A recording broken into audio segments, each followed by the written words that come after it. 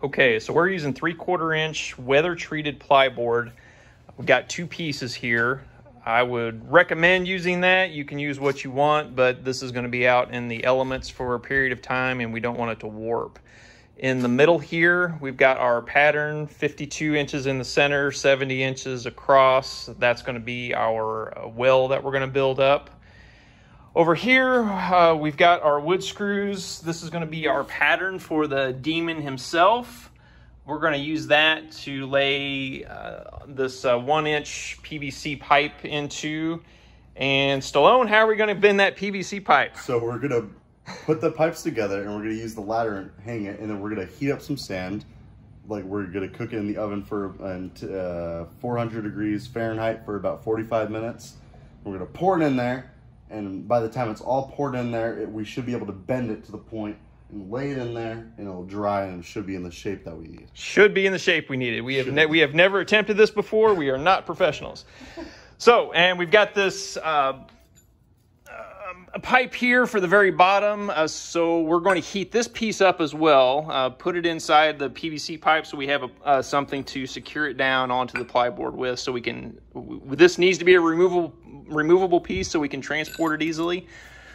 So let's get started. Okay, so the idea here, hopefully heat-proof gloves. We're going to heat up this metal pipe, which is a little oversized, and we're going to heat up the PVC, and hopefully it will slide right down, and this will be our base to help secure it.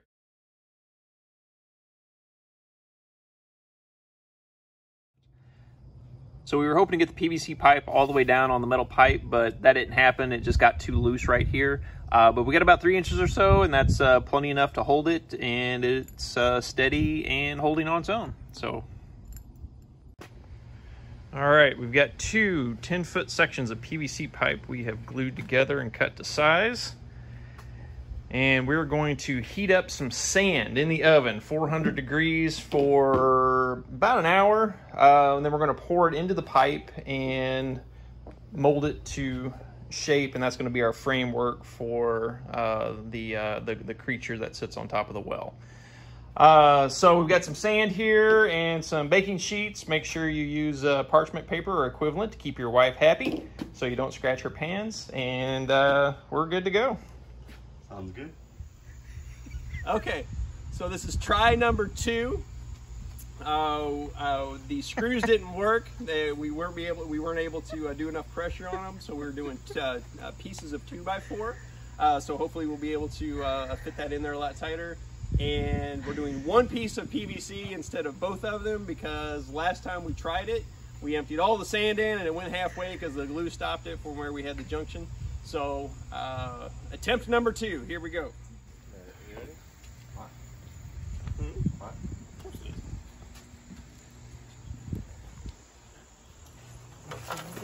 Yeah. All right, Oh, no. start shaking.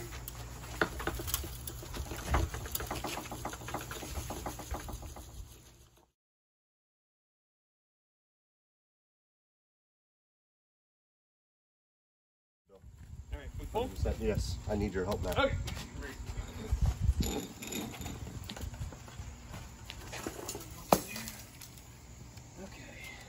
Wow, Put it look on at the- that. Put it on the mark. Where's the Right there. right there? All right, form it in there. Bend it, bend it, bend it. It's fine. You're not gonna break it. This is actually working. All right. Sweet. Shoots, he scores. All right. Hang on. I can't believe that worked. Wow. Okay. Very good. All right, so this is our frame. Worked nicely. It settled up nicely. We attached another little spot right here. And that way we've got 2 touch points on the base. So now we're going to remove all these pieces for our frame. We're done with that. And this black circle right here is going to be our base. So we're going to cut that out today. And it is on purpose that we've got 2 sheets because we're planning on splitting this in half. right here. This is for easier storage later. So let's get started. Let's do it. All right, progression video. We use weather treated plyboard here on the sides. Don't want that to fold up during inclement weather. Again, it costs a little more, but it's worth it. You don't have to go as big. We went 1/4 on this. And on the inside, we used angle brackets, sorry, on the bottom to secure it. And we used straight brackets on the top that we bent in a vise to kind of follow the ebb and flow of the circle here. So there we are. That's the base. We're gonna add a little foam to it, make it look good. Stallone, any comments? Let's get to it. We'll get to it. We're moving on to the foam next. All right, there we go. So we're working on our well here. We're using 2-inch foam board. You can pick that up at any local hardware store. Do not get the condensed stuff. Just get the really cheaply made stuff. This is a lot easier to work with when you're using the styrofoam cutter. And this is what we're using, a Hercules styrofoam cutter. We bent the blade right here so we can get these deep grooves that kind of give this a really carved stone finish. So all right, so we got both the halves of the well done. You can take them apart pretty easily like this, so they go together nicely. So we're gonna do a little bit of touch up right now with some gray paint on some spots that we missed. And okay, so we're ready to do some accents here. So we've got this stone finish. This is what it looks like on the cap. So the deal here is we're gonna make this stone look fresh and new before we start weathering it. So let's see how we do. Yeah, that looks really good. So we'll finish this up and then we'll start weathering it. Okay, next up is the weathering. I've got a mixture of black, a little bit of gray, and it's watered down paint here. I like to put a little bit there on my finger. Anywhere you see a deep groove, like right here, just kind of spread that on just like that, and that gives the impression of shadowing throughout the whole thing. I'll show you what it looks like here. So we've completed that, so you can see the difference. When stone weathers, you got the sun, the rain, everything else beating down on it. So the parts that weather first are the items of first contact. So lightly dab your brush like this, and you're basically letting your brush do the work. So you just kind of go down like this, and whatever it hits, it hits. Make sure you do downstrokes like this. You'll notice anything on top, it kind of gets it a little heavier than the stuff down at the bottom. That's what we want. We've got a 10-foot long piece of 1/2-inch PVC pipe right here that we've bore a hole through right here in our 1-inch pipe. And these are going to be our arms. So you can see we've gotten one arm done already. So we did the trial and error before, make sure this worked before we put it on video. And I got some baling wire up here with some small holes through it. That's going to hold where the hands terminate, and this is where the head is going to be. So it's basically just take your heat gun. You're going to warm this up for about probably 2 minutes, and then we're going to have a nice flexible piece of PVC here that we can bend. Okay, so this is about a minute and a half into this. We got a nice little flexible bend here. We did not do the hot sand method on this because I want it to be rigid except for at its elbow joint right here. That's what the heat gun is for. So we should have a nice flexible piece. Let me see the pliers there. Make sure it's bending the way we want, not all kinked in one spot. And we're gonna throw it over here. Oops. And secure it into place like so. And we've got our arms done.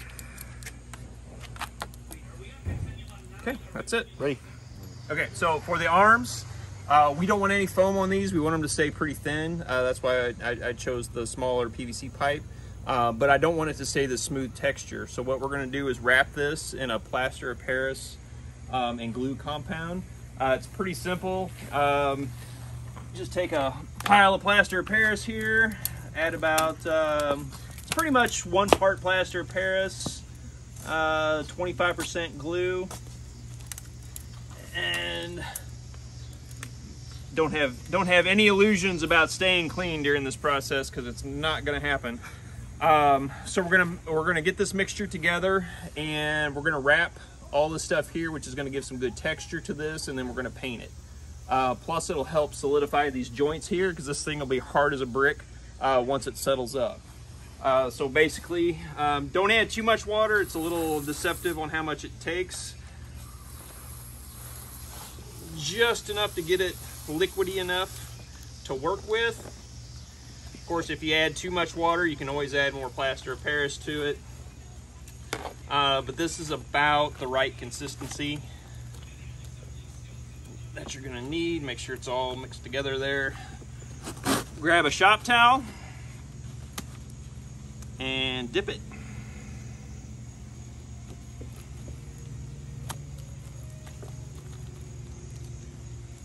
Wring out the excess a little bit. Go to work. Wrap it just like this. And we're gonna do that all the way through. All right. Okay, so the trick is to kind of just be as messy as possible with this, because we want a lot of different texture and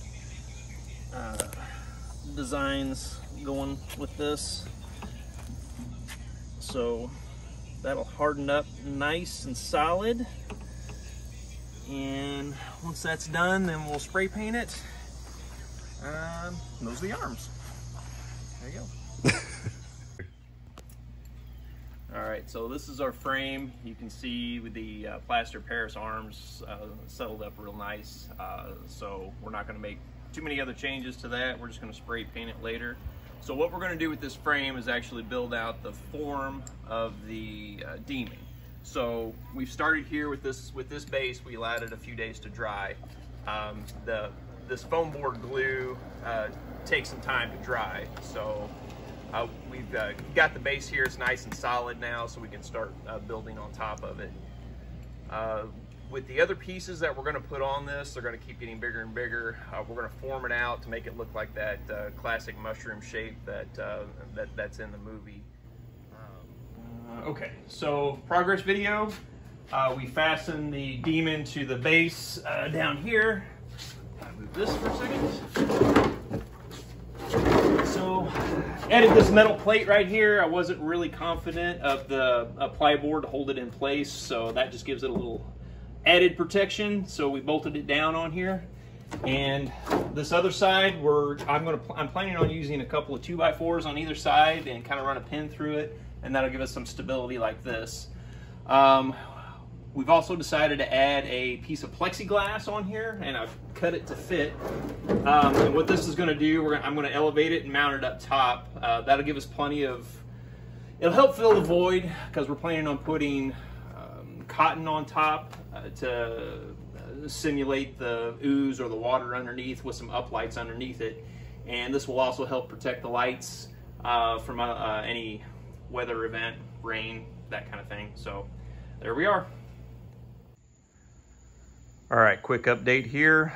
So what I've been doing is we've been cutting out these circles, popping a hole in them, just cutting them in half and then stacking them on top of one another. I went ahead and wrapped this that we've already done in the plaster of Paris. So just kind of give a progress video. So we're gonna continue going on around the top over to the head. Kind of looks like the Italian lamp from A Christmas Story. Fragile. Progress video. As you can tell, this angle up here is a little tough. And all the stuff up there, it's a little sloppy, but that's okay, because like I said, we're gonna cover it up with this plaster anyway. So we just have to get the basic shape down. So I've got a bunch of pieces kind of wedged up in there, carved down as much as I can tonight. I've got a bunch of glue in there, so I'm gonna let it settle up overnight, let it dry a little bit so I can have a more sturdy surface to carve it tomorrow. This just takes time and patience, as you can tell by the mess on the floor. There's a lot of carving that goes along in here.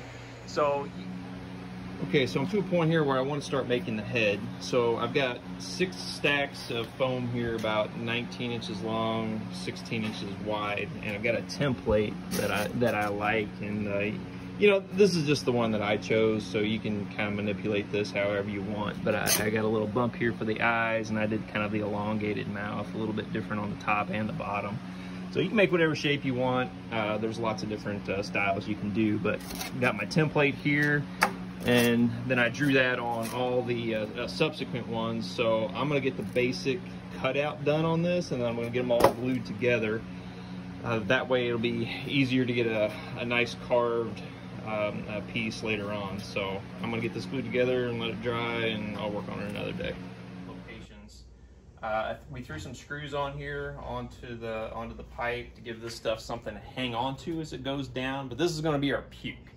So we're just gonna kind of start with a base layer. We'll let it flow down, and we're gonna let it dry and then add more to it. So as you can see, we got the whole demon wrapped in plaster of Paris. I've got a tarp here behind it and some saran wrap protecting the head. We're getting ready to paint the puke, and we got some fluorescent green paint, and this stuff really pops under black light. So, but pretty high up on the list of things I probably shouldn't be doing is spray painting in the garage next to my wife's shoes. But as luck would have it, she's not here this weekend. So let's get started. So the puke is done and looking good. We tested that under black light and it looks awesome.